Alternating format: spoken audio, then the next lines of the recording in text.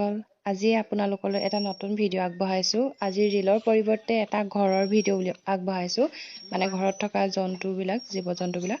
এইফালে আমাৰ ভাদুৱে খেৰ খাই আছে আৰু এই অকণমানি পোৱালীকেইটা সোমোৱাবলৈ মই খেদি নিছোঁ এনেদৰে। তাৰপাছত এইফালে চাওক, দেউতাই লগোৱা পানীলাও গছ নতুনকৈ বগাইছে আৰু অলপ অলপ কলি আহিছে এনেদৰে ধুনীয়াকৈ। আৰু এইফালে চাওক, পৰিৱেশটো সন্ধিয়া হোৱা নাই বিশেষ। এইফালে চাওক, আমাৰ চোতালখনৰ এইটো পৰিৱেশ কিমান ধুনীয়া লাগে, সেউজীয়া সেউজীয়া। মোৰ বৰ ভাল লাগে এই সন্ধিয়া সময়খিনি।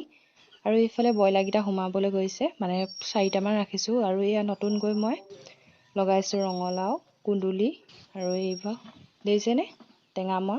আপোনালোকে খাই নাই বাৰু টেঙামৰা? আৰু হৈ চাওক, এয়া কাচকল লাগি আছে, ভালকৈ বুঢ়া হোৱা নাই মানে খাবৰ কাৰণে।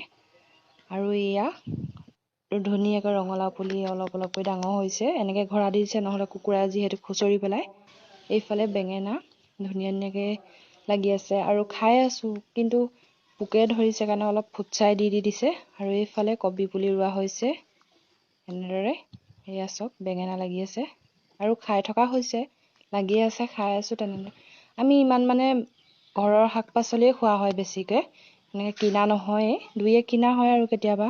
বিশেষকৈ ঘৰত কৰা শাক পাচলিবোৰ খায়ো ভাল লাগে, সোৱাদটোও বেছি হয়, যিহেতু গোবৰ মাটি তেনেদৰে কৰা হয় ঘৰুৱা শাক পাচলি। এইফালে মোৰ ফুলৰ বাগিচা বুলি নকওঁ আৰু, লাহেকৈ অলপ অলপকৈ ডাঙৰ হ'বলৈ ধৰিছে এই পুলিবিলাক।